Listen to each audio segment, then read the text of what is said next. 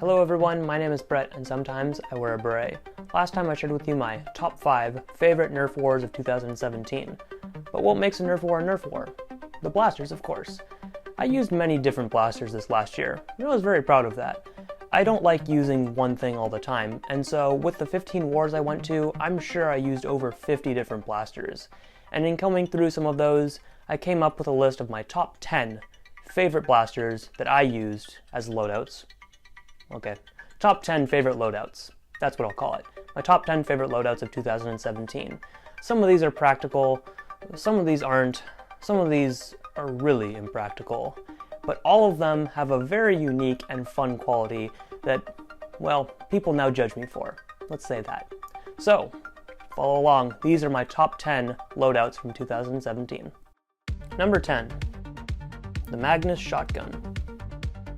When this mod first popped up online, it brought some new life into the old MAGNUS, and it's pretty simple too. Just some pieces of hardware attached to the front of the MAGNUS. You don't even need to modify the internals. Bing bang boom, you've got a shotgun. This blaster now feels a lot better to prime, and it's still easy to reload. I used it only once, for maybe 10 minutes, and it's okay at what it does. It's not the most practical blaster out there, but you can quickly rattle off a few shots, and if megas do something extra in your games, then you've got some quick mega darts you can shell out and easily reload. Obviously there are a lot of different mega blasters out there right now, like the ROTOFURY for example, where you can easily reload and it's pump action so it does everything better than this, but this one looks a lot cooler. Thank you very much to Lance for letting me borrow it. This was actually his build. Number 9. The Tornado X2. Oh KOOSH VORTEX, where did you go wrong? Where did you go right? No one uses KOOSH VORTEX anymore because if you do find it, those rings are super darn expensive. So the ones that I were using were 3D printed. Thanks Jim for those. The one time that I used this blaster was during a game where you could get a little bit closer to people, so it wasn't actually the worst thing I could be using. It's a lot of fun to watch the KOOSH VORTEX rings fly through the air, but man, these ones, they veer off immediately when you fire. They don't have the worst range ever, but they're also not very practical. And I'm pretty certain I actually did get a tag with it once I finally figured out how to use it properly. It still was a little bit tricky. Maybe I'll revisit it one day, but I also didn't want to lose the rings too much. I only had about 9 of them, and these in the tall grasses, yeah, were pretty easy to lose. Number 8. The BATTLESCOUT.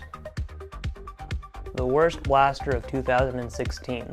I wasn't even going to put it on this list because you know what, compared to the other stuff I use, this blaster ain't too bad. Sorry. I did use this blaster 2 times actually, once unmodded and once modded.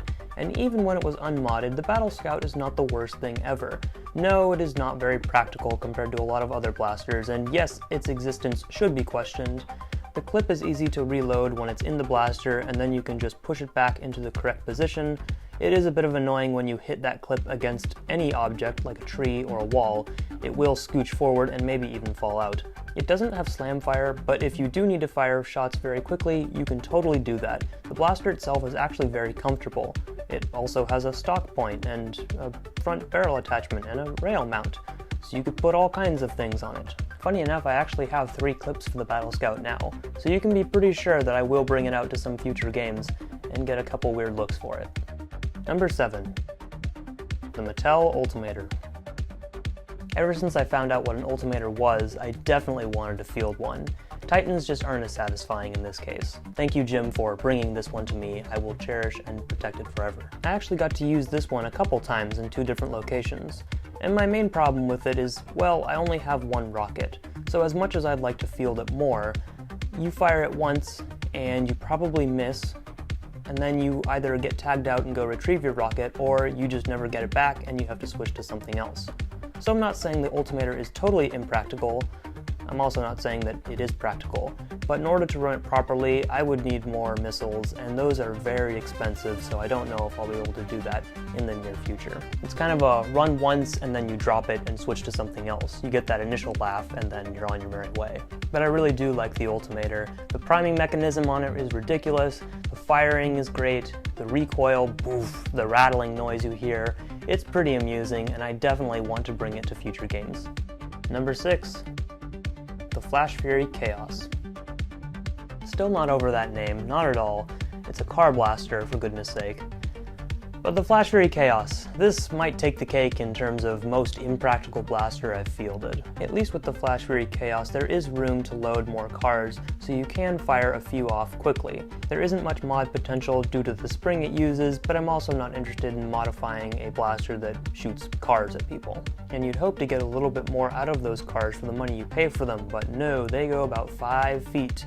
It's very, very unsatisfying when you fire the FLASHFURY Chaos, or most nitro blasters, I would imagine. But I did try fielding this at many locations, and eventually I found a way to get a tag with it. And for everyone who knew what Nerf Nitro was when I took it onto the field, it made them laugh in hysterics, but at the same time, scared them a bit, because you don't want to get tagged out with the FLASHFURY Chaos. You don't want to get tagged out with any nitro blaster if possible.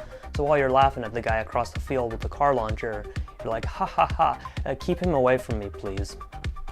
Number 5. Drain Blaster and Shield Combo. Drain Blasters. These have been huge in the past couple of years. Thanks a lot to Captain Xavier. You can do a lot with these. Personally, I just run mine bare bones, but I have a small absolver point where I use Maverick absolvers, and I have 13 of them. While this blaster isn't the most impractical out there, it does take a bit of time to pump up and fill with air, and when you do fire it, it's a very satisfying pop that usually can guarantee a tag if you're close enough. So what I started doing was running my Drain Blaster with a shield.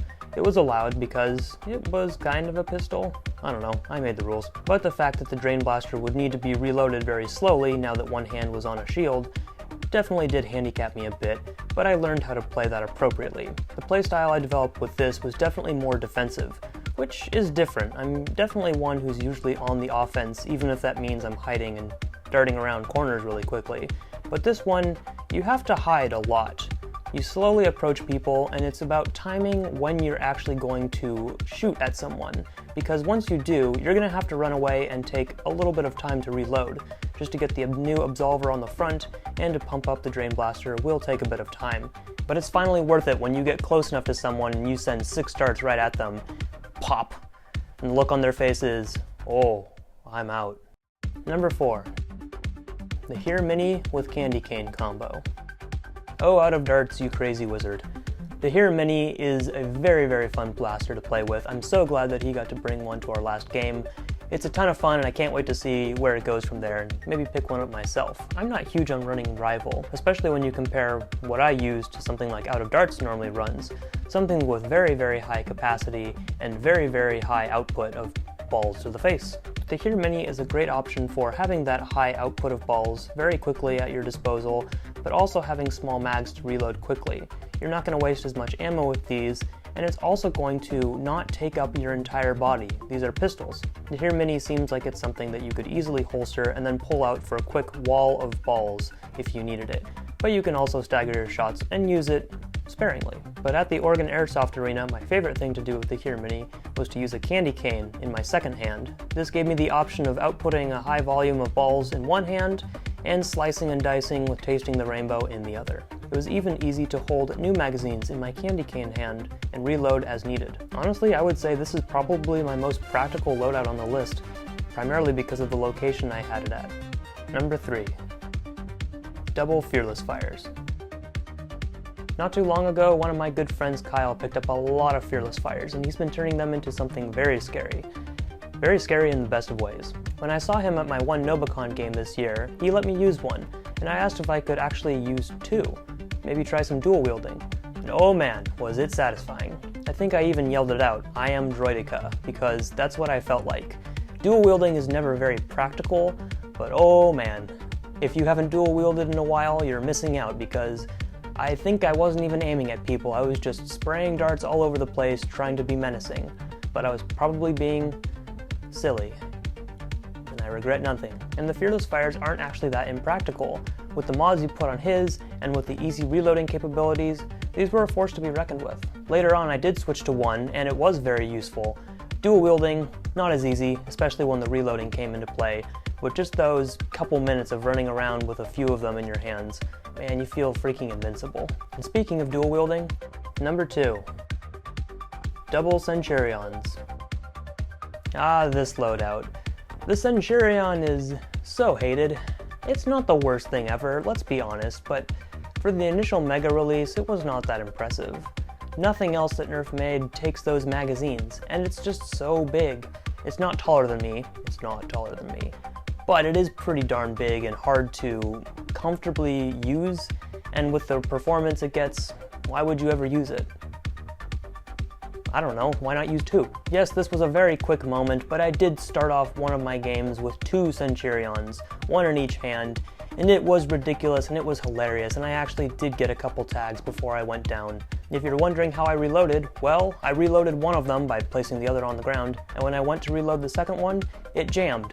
So I kind of switched from 2 to 1 almost immediately after firing one shot from each. This was a loadout that definitely started the Beret style of loadouts.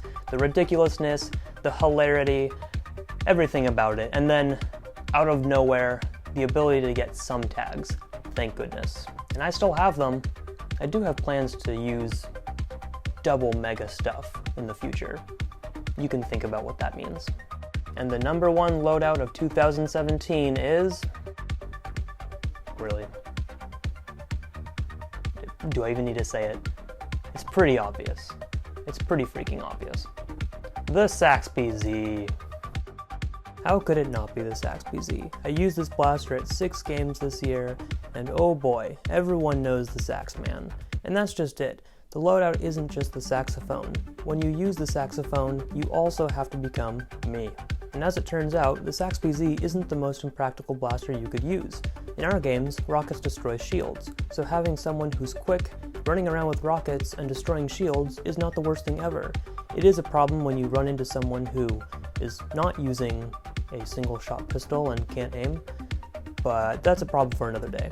I would say the XBZ is actually one of the best rocket firing blasters out there, if not the best. The one challenge we have with the SAXBZ is that because of its weird shape, it's hard to know where you're aiming, and the rockets of course are not very accurate. But the SAXBZ is always a blaster that people remember. It's one of the most unique ones that you could see out there, and it's definitely one of the silliest. And that's what I love bringing to my games. Something silly, something that might not be the most practical, but you know what? I'm gonna have a lot of fun using it, and we're all going to have a good time because of that. And if there is time in our games next year, I do hope to bring back some SaxQuest Reloaded if you will, and spread some jazziness, one more missile tag at a time, to everyone who needs it. So I want to hear from you. What was your favorite loadout of 2017? Was it a new blaster? Was it a vintage blaster? Was it practical or impractical? I don't know. I'm always interested to hear what other people are using. Let me know down in the comment section below. Thank you very much for watching, and I'll see you in the future.